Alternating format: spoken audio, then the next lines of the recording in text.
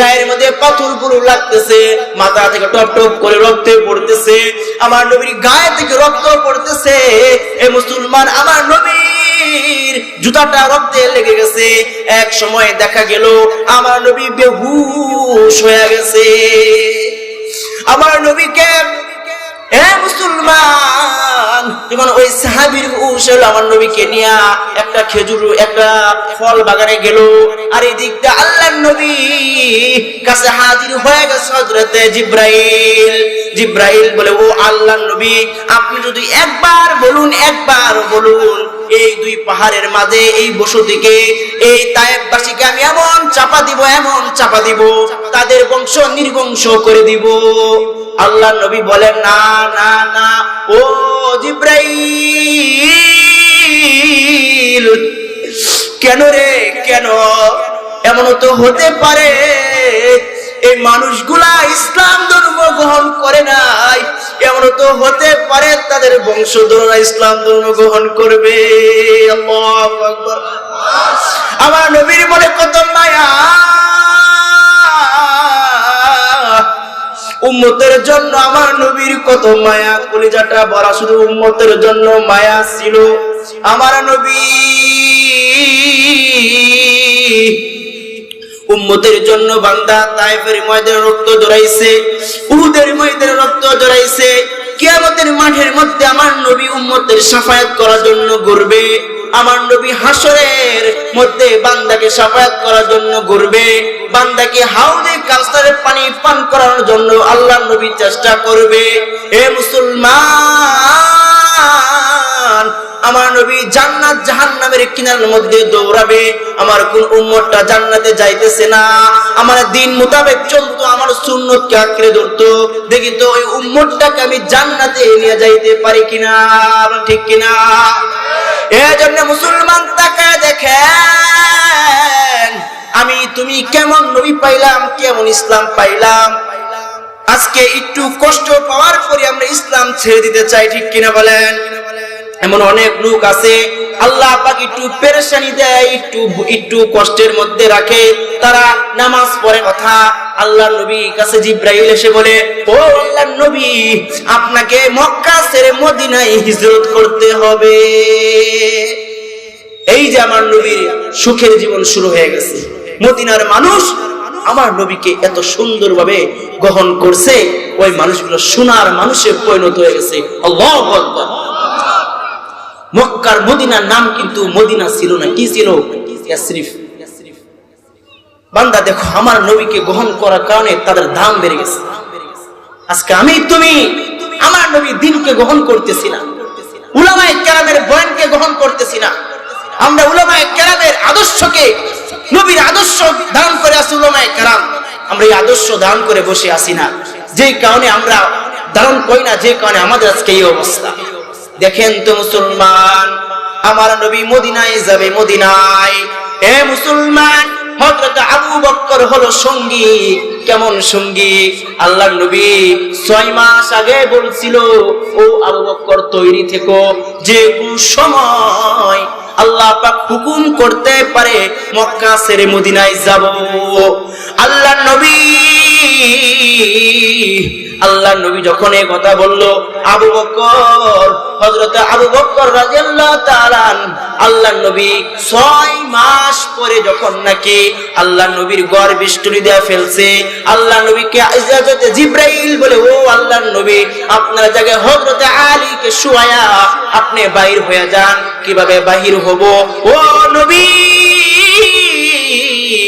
এক মুষ্টি বালু নেন, কোরআনের আয়াত তেলাওয়াত করেন, আপনি ছিটায়া দেন, তাদের চোখের মধ্যে পর্দা পড়ে যাবে, আপনি চলে যান। আমার নবী দয়ার নবী, মায়ার নবী, রহমতের নবী তখনই মক্কা ছেড়ে মদিনার মধ্যে হিজরত করবেন। মক্কা ছেড়ে মদিনার মধ্যে হিজরত করবেন রে মুসলমান।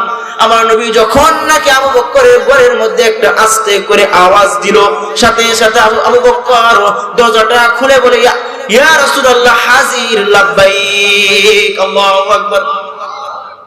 এ মুসলমান, দেখেন তারা আমার নবীকে কেমন অনুসরণ করত, কেমন অনুকরণ করত। দেখেন আমার নবী আমাকে আপনাকে এত মহব্বত করে বলে কিন্তু আমি আপনি কতটুকু মহব্বত করতে পারছি। এ মুসলমান তাকায় দেখেন হযরত আবু বকরকে আল্লাহর নবী বলে, হে আবু বকর, গভীর রজনী, দুনিয়ার পাখিগুলা ঘুমায় গেছে, মানুষগুলা ঘুমায় গেছে, ও আবু বকর তাহলে কি তুমি ঘুমাও না? ও আল্লাহর নবী, আমি কিভাবে ঘুমাবো? আপনি তো বলছেন আবু বকর তৈরি থেকো, যে কোনো সময় আল্লাহ পাক হুকুম করতে পারে। ও আল্লাহর নবী, আল্লাহর কসম, ওই দিন থেকে ও নবী গো আমি একদিনও ঘুমাই নাই। এ মুসলমান, আমি আপনি কেমন নবী পাইলাম? ওই সাহাবীরা নবীকে এমনই ভাবে অনুসরণ করতো, এমনই ভাবে মহব্বত করতো। নবী যেমন মহব্বত করতো, সাহাবীরা নবীকে তেমনই মহব্বত করতো। আল্লাহু আকবার। এ মুসলমান তাকায় দেখেন, আল্লাহর নবীকে বলে, ও নবী, শুধু আমি ঘুমাই নাই এমনটা না, আমার মেয়েও ঘুমাই নাই। প্রতিদিন খাবার তৈরি করে রেখে দেয়, কখন জানি আপনি ডাক দেন, ও নবী গো, আমার সোয়ারিটাও তৈরি করে রেখে দেয়, কখন জানি আপনাকে নিয়ে রওনা দিতে হয়। এ মুসলমান তাকায় দেখেন, আমার নবী আবু বকরকে নিয়ে মদিনার দিকে রওনা দিছে। কোন দিকে বলেন? মদিনার দিকে রওনা। একবার আল্লাহর নবীর সামনে আবু বকর যায়, আবার ডান দিকে যায়, আবার বাম দিকে যায়, আবার পিছন দিকে যায়। আবু বকর বকরকে আল্লাহর নবী বলে, ও আবু বকর, তুমি কেন একবার এদিকে যাও, একবার ওদিকে যাও, একবার সেদিকে যাও?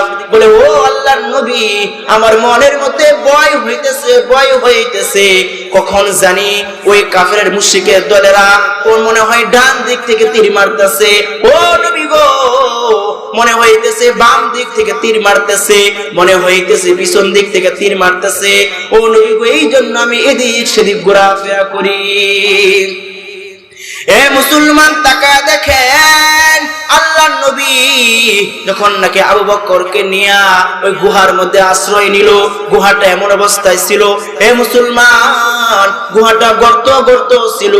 আবু বকর রাদিয়াল্লাহু তাআলা নিজে যা কিছু আছে তা কিছু দিয়া, কাপড় দিয়া, মাটি দিয়া সমস্ত গর্তগুলো বন্ধ করলো, কিন্তু একটা গর্ত ছিল বাকি।